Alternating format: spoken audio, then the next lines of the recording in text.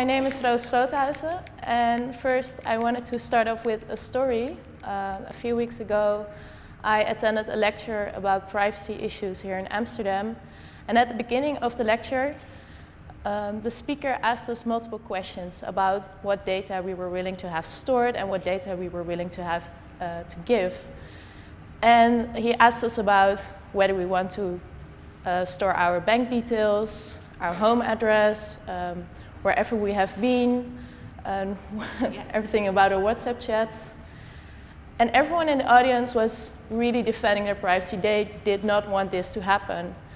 And in the audience there was only one guy, and he was just persisting about this, that he just didn't care. He had nothing to hide. And I thought it was really interesting because the speaker wasn't able to convince him. He just didn't care about corporations storing his data. And also, he told us that whenever he would buy something in a web shop, he was already consenting to this, that web shops would know his bank details and everything. So he wasn't able to be convinced. And I wondered then, is it bad that corporations like Google and Amazon and Facebook know everything about you? Is that the big problem here? And for me, I think it isn't, because I also felt I was on this guy's side. He really had a point here, and he wasn't able to be convinced. And that made me really wonder whether it's privacy that's really the issue here. So, and also if you look here in Amsterdam, everything is related to privacy. There's privacy events, everyone is always talking about privacy. It's the big evil thing, and also all the events have privacy in their title. But for me, I think the problem is not about storing data. I think it's about the use of data and what corporations do with it. Because for me also, data is data, and it's just a neutral product. And I think it's the systems actually that are flawed and discriminate users from seeing certain information. And this is also what I want to talk about today. It's not about storing, but it's about the usage of data. And often, because privacy is becoming this overused word, often I get the feeling that what the consequences are neglected. We're always talking about how we can protect ourselves, but we never talk about against what. So you probably wonder why me, as this multimedia artist, I'm interested in this kind of stuff. It's also, I do a lot of research also to make relevant work based on that. And for me, the power of the medium and the power of the image have always been interesting to me. If you look what an image can achieve, and also how we perceive them as a society. And I think what started this whole thing was a couple of years ago. Geschiedenis 24, it's a Dutch history TV channel, did a bit about this legendary poster. It was made in the 70s for a political campaign here in the Netherlands. And everyone was just using this poster everywhere. It was amazing. And then Geschiedenis 24 posted this on their Facebook page, and shortly after it, Facebook deleted the picture. So they posted this one instead. And this was a really big deal, and also I thought it was kind of interesting why this happens actually. This image was allowed in the 70s, and now we're not allowed anymore to post it on Facebook. And what would this mean for the Dutch culture? Would we become more prudish, or would our image on nudity change? And all these questions were just raising in my mind, and I think this whole thing just started this. And then I wrote my thesis. Last year I graduated at the Royal Academy of Art in The Hague, and I had to write my thesis, and I wrote my whole thesis about visual information filters, and I used this PSP story as a red thread. And then after that I graduated with my project called The Consulate of Google, and I will tell a little bit more about that later. And now I'm studying at the Sandberg Institute here in Amsterdam, and I'm doing a master design over there. And I actually got in with this whole story about these filtering algorithms and the visual filters. And now I'm also continuing with this research, but more related to the internet.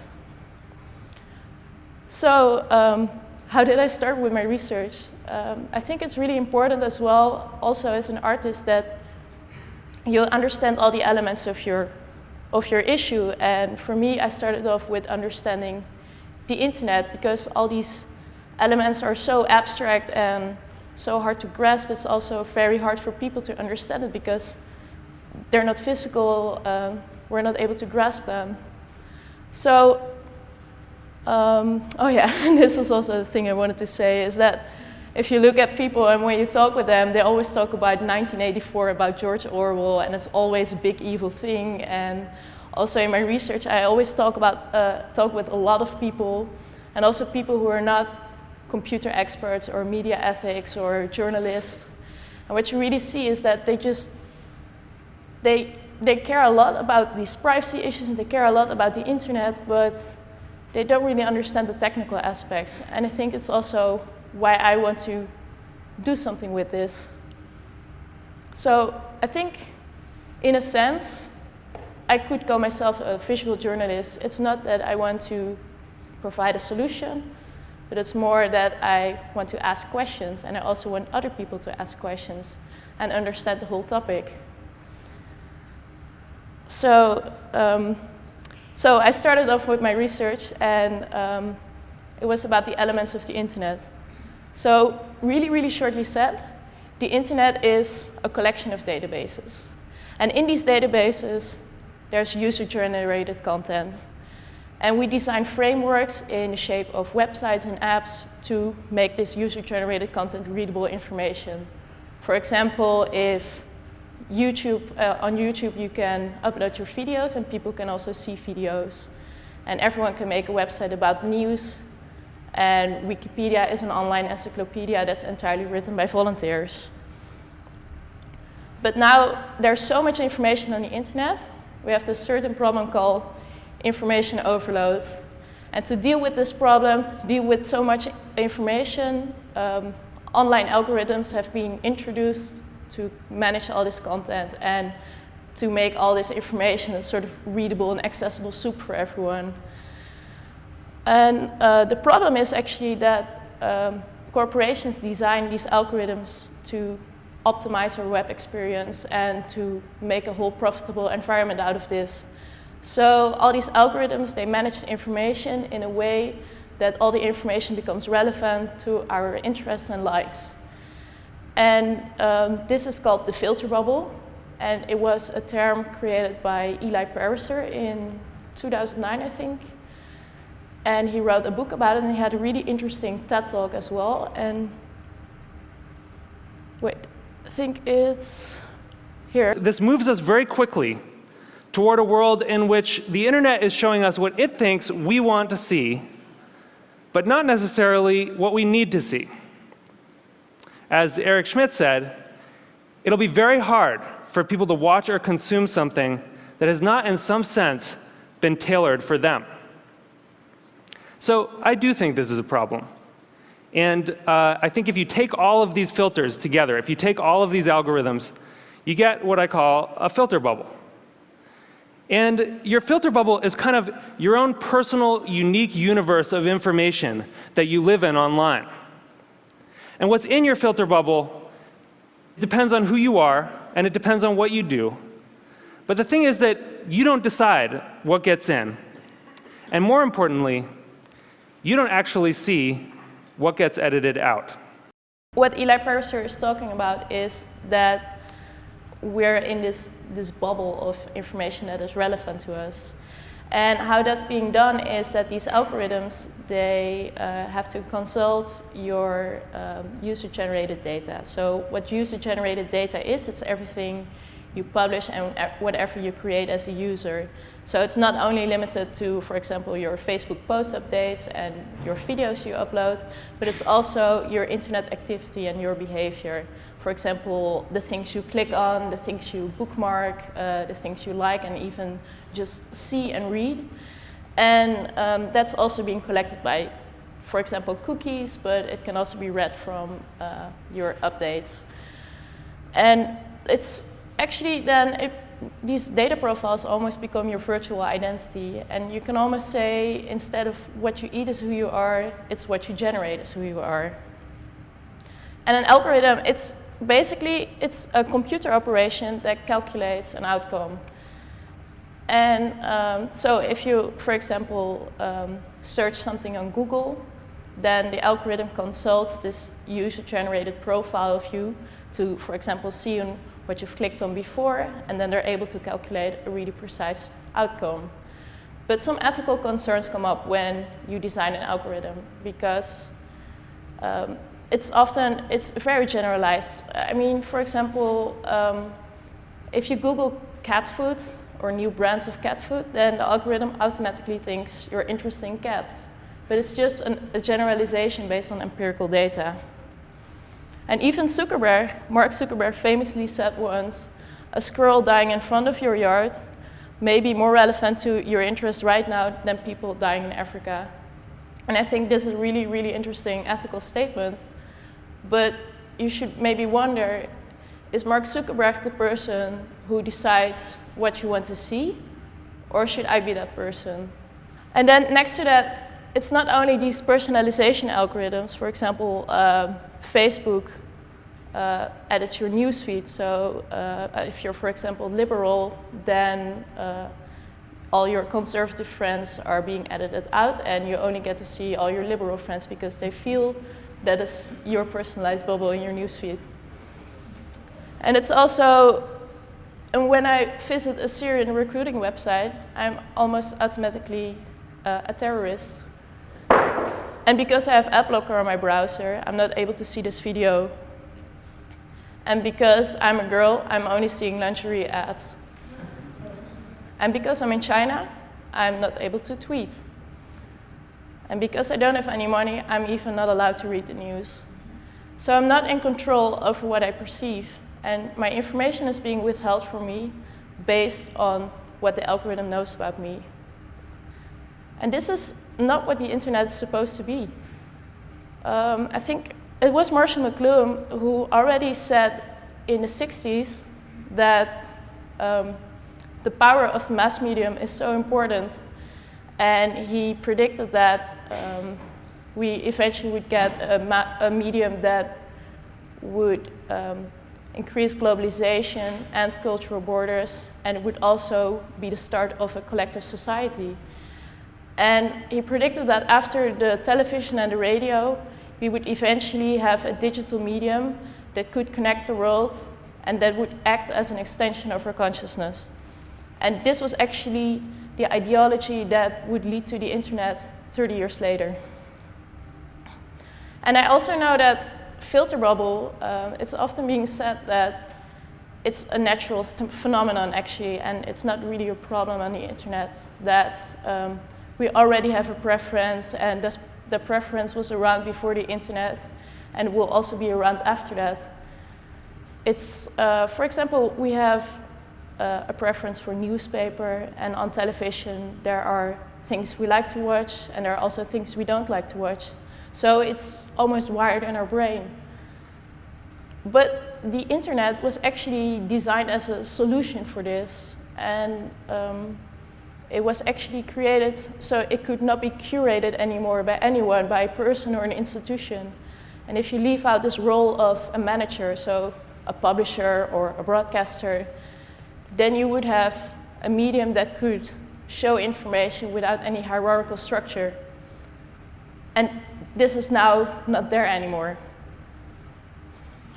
So this was basically my research and what I did at the KBK, and I decided I wanted to do something with this filter bubble. And I came up with the consulate of Google, because I thought the filter bubble was really interesting, even though it was already a few years ago that it was introduced. But whenever I would talk about it with people, they would hear it for the first time, they were genuinely interested.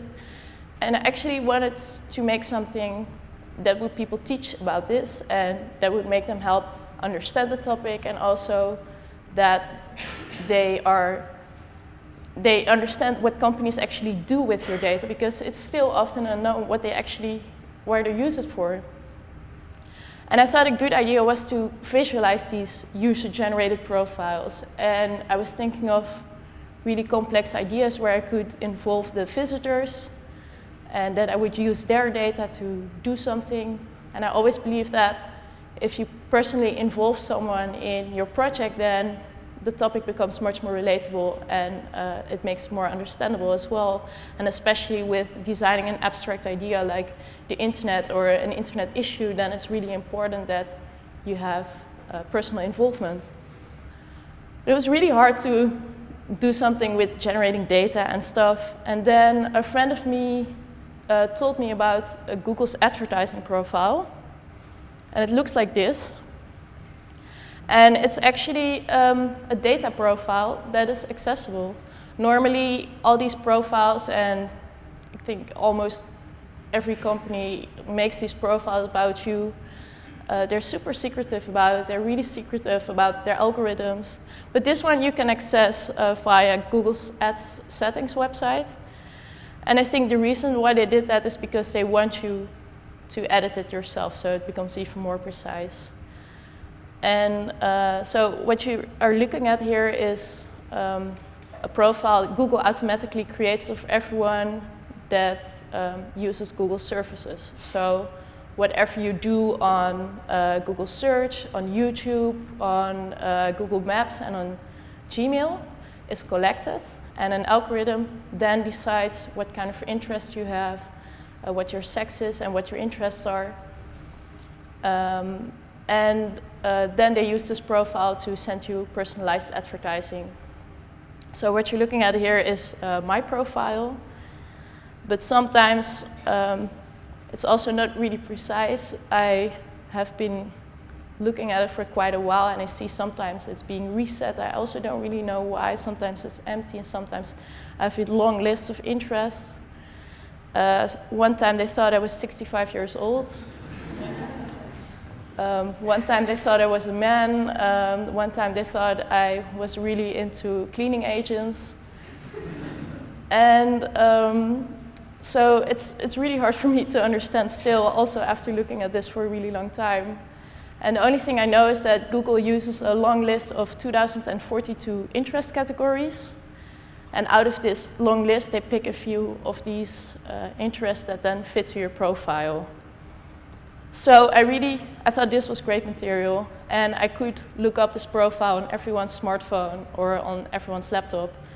So I really wanted to use this as a thing.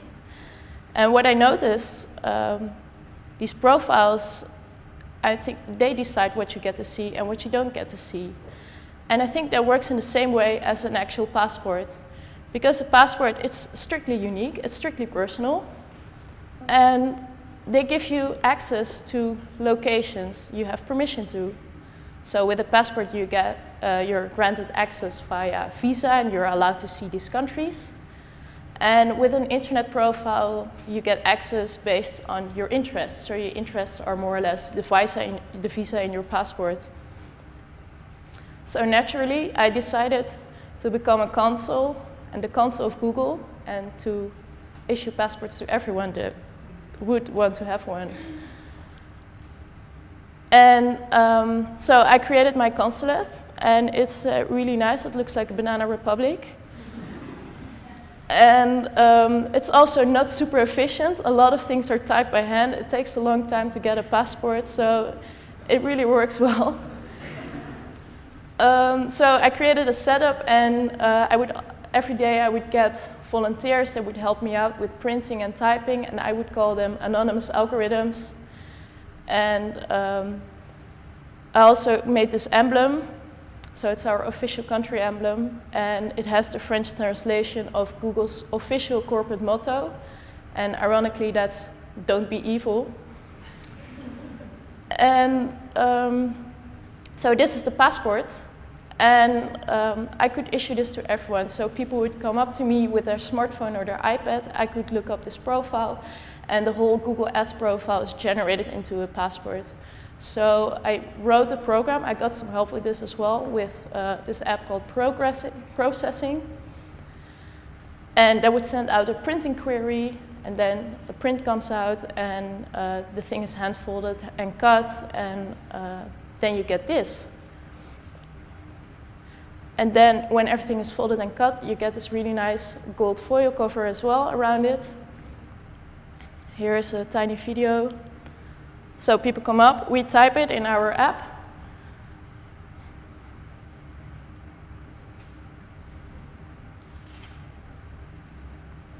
And then the stuff comes out.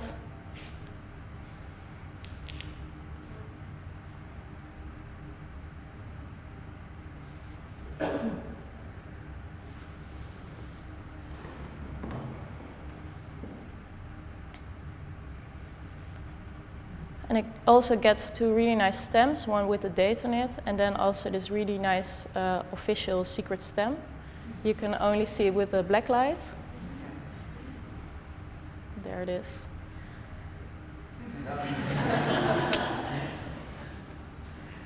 And then when everything is done, then people can see it under the microscope because the type is really, really tiny.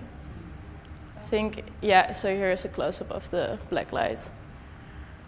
And so yeah, this passport, so what you are seeing here, it's the middle of the passport. And so on the left we have the stamp page, and then on the right there is a long list of interests, and it also continues on the rest of the pages. And it's actually the list of the 2042 interest categories. And all the interest categories are crossed out except for the ones that are on your profile. So I think, yeah, here are some microscopic close-ups.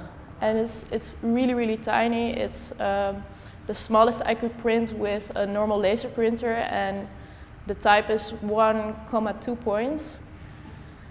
And so here on the left, you also see that some of these stuff is crossed out, and then I think this is my passport actually with the science fiction movies.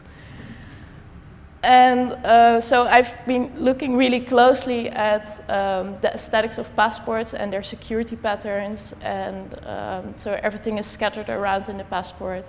And also what you see here on the right side is the sex and the age group, because they're also in your profile. So this one is X and Y chromosome, is a man between 25 and 34 years old. And people could then look into it with the digital microscope. There was a setup here with a screen, and then you would get the really big image on the screen. And that could be hilarious sometimes, because people had to discover slowly what Google knows about them or things they know about them. And then sometimes, also because the profile is not really precise sometimes, I mean, I was 65 years old once, it can get some really weird results. One time there was this old woman, and I really had to explain to her what reggaeton was. She didn't know. And yeah, oh yeah, there was also one time there was this guy, and he had beauty and makeup, and he was really trying to play cool. Yeah, probably my girlfriend used my phone. And also one time, that was really sad actually, was a girl and her boyfriend, and the girl, you could really see in her profile what she bought for her boyfriend as a birthday gift, and he was standing next to her because everything was related to bikes in her profile. So that was really sad actually.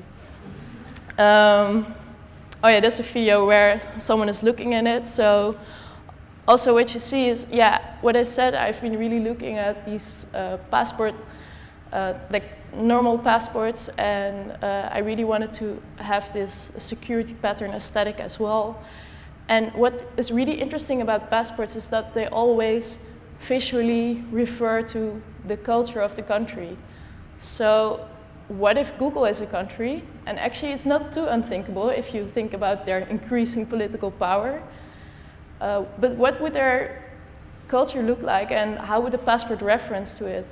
And what I did for this thing is I downloaded Google's open source icon pack, and those are all the little icons they use in their web interfaces and in their apps, and I scattered them around in the passport. And then I also used all the typefaces they use, so it's Open Sans and Roboto, I think. And also in the emblem, I also used the old logo typeface. And then this came out of it. And yeah, I think it was a super nice success. it was really busy as well sometimes. It has now been on show in multiple locations. It was my graduation expo first, and then it was here in Amsterdam multiple times at different exhibitions. And this, for example, waiting line, really funny, with all the smartphones of all the people that were there. And I think what I did not expect is that I would learn so much from the people that were there. I would always talk about my story and explain them why I was doing this and what this issue is, what a filter bubble is, and why people have a Google Ads profile. And everyone was always really interested and also sometimes surprised they didn't know about it. And I think that was actually, for me, the biggest thing I got out of this. And also what I noticed was that still a lot of people are so different. They have so many different understandings about the internet and so different knowledge about this. And I think it's also, you tend to forget that when you're always in your own bubble. I mean, me in my Art Academy world, and you kind of forget that there's also other people around you. And I know this really sounds cliche, but I think I can just advise to talk to people as well outside of your professional creative field to just get new insights, or if you're stuck or anything. So yeah, I think it was great. And about the whole issue about the filter bubble, I think what I really also want to believe in is this world where everyone is being treated equally. And it really concerns me that these algorithms that are designed by corporations are not progressing in this, because you're not in control anymore over the information you see. And I think that's also why people care so much about privacy, because it's about the control over yourself. And I think it's also, it does not progress us as a society. And I think there also should be a change, or at least that we all look very critically at how we perceive our images. And also, if you just don't give a crap about privacy, if you also have nothing to hide, or at least you say so, then at least understand that why you have certain beliefs or why you don't agree with others is also because of this. Because it's a huge part of your worldview is actually influenced by your media intake. So it really does matter. And I think also, I just want to end this morning with one question, and you can consider it or not. And it's this one: who is in control over the information you see? And also, please consider who should be in control over the things you see. Thank you.